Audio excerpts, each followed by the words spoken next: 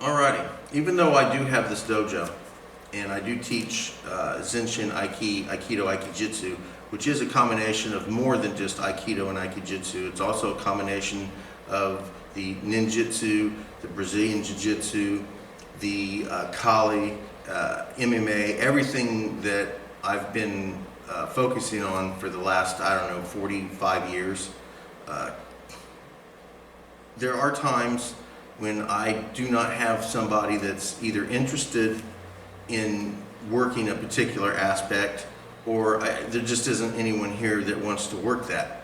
So I've come up with a solution on working stick techniques, where you can do it by yourself, but if you don't have that resistance of being able to hit something else, it does take away from being able to properly feel and understand how things would work. As an example, if I were to do a technique such as this,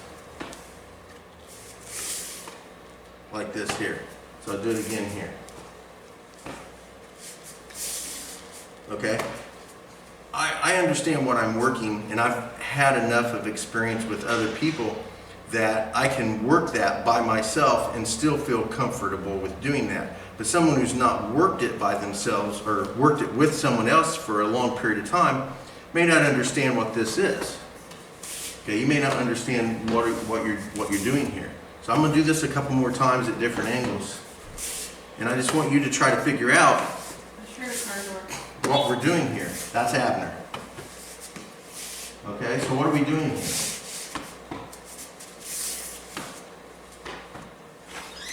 Right there. So if there's no one else around, I'm going to show you how you can work this kind of stuff by yourself. And it also incorporates my second love, the outdoors. All right, so we're out here, and I am going to show you how I merge two of my favorite things, martial arts and the outdoors. As you can see here, so this tree here will work perfectly for a nice demonstration of being able to use the woods as an opponent or for a training partner in my martial arts. And we are going to use stick work from the Filipino martial arts. Now this tree works perfectly right here. Here is a limb extended out. Now it's a little thin, and it may not last very long because it's really wet out here, and it's very dead. But it's at perfect height, as we can see here. If I was the opponent, works perfectly for a punch and for a stick. So what I'm going to do is I'm going to treat this as if it is a stick coming from another opponent. So as I showed you at the dojo, this technique here. Alright, so now I'm going to demonstrate on this tree, to some degree, I hope I'll be able to do it, what this is really, what you're really doing here. So as the stick is coming in, I'm going to deflect the stick, I'm going to grip, hit them in the side, and then I'm going to roll and take the stick away. Be like, and there we go. Defang the snake is harmless. There, see, I can use this, boom, just like this.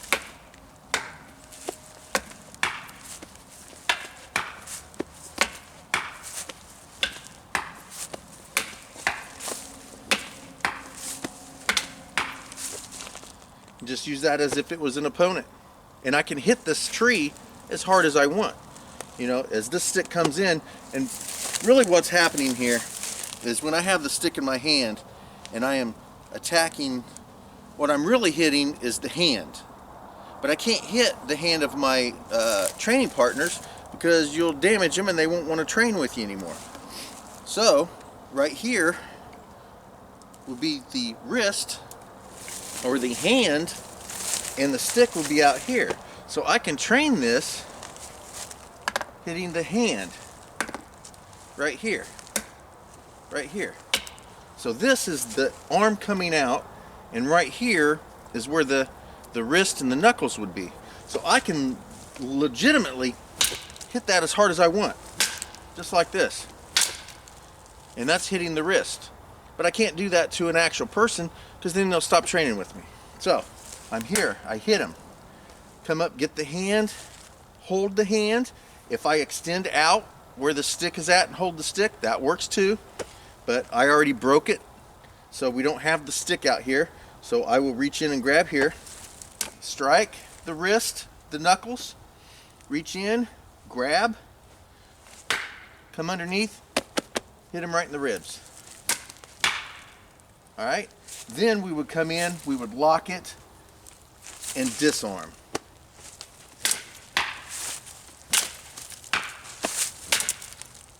There, see? It works. Let's go find another tree. So here is another tree. This is a small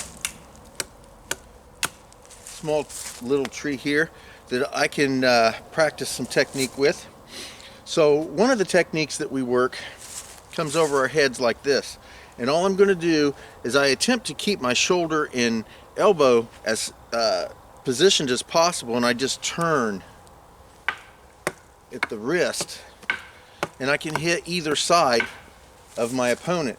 This side of the head, this side of the head, this side, this side. I can go up and down their body depending on my... Again, I can't hit an actual person like this because then they stop wanting to train with you. But you can come out here and whack these trees all day long.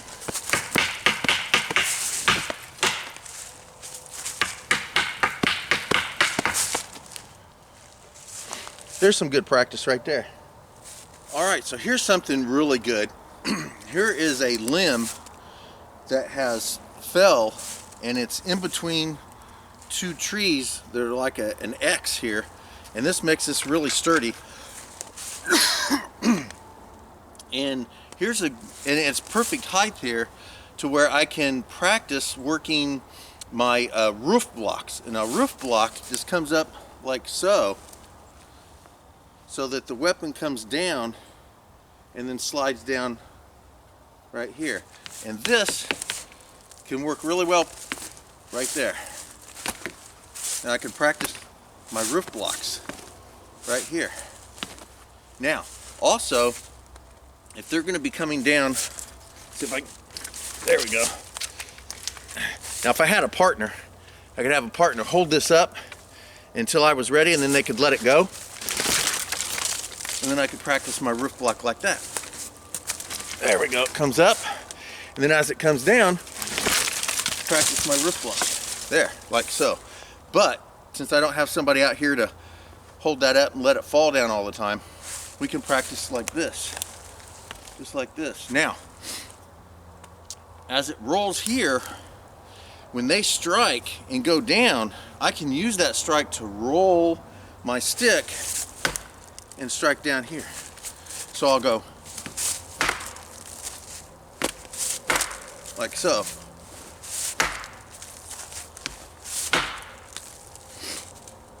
And that's something else I can train.